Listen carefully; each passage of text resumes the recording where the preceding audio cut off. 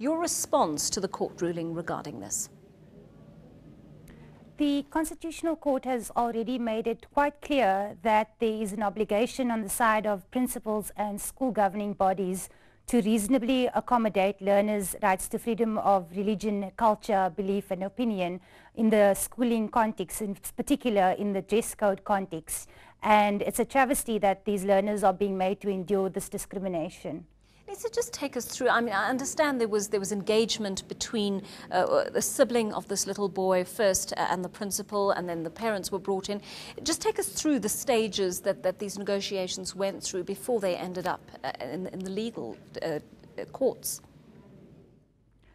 Whilst I'm not privy to the particular situation in the Eastern Cape, Equal Education, our client, we've written on a number of occasions to the Western Cape Education Department where we have instances where Rastafarian learners are either being denied admission into schools, like we've seen happen in the Eastern Cape here, alternatively where learners are in school and then being unlawfully excluded from school because of the refusal to cut their dreadlocks.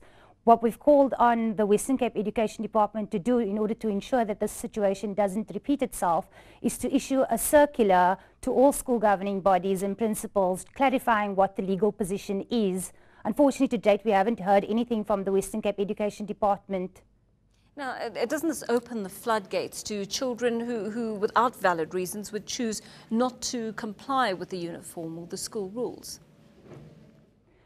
This is not necessarily the case because, as the Constitutional Court has made clear, the religious beliefs have to be sincerely held. So in the particular instances in the Western Cape, what we have done in order to secure the learners' return to school is provide a letter from the particular church stating that they are adherents to the Rastafarian faith.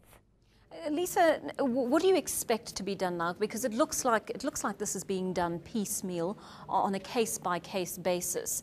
How do you get the department to comply with this countrywide?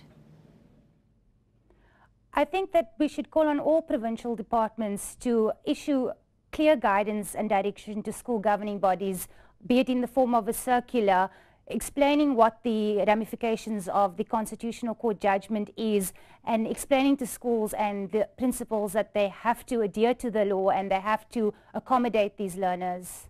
Lisa Draga, thanks very much for your time this afternoon.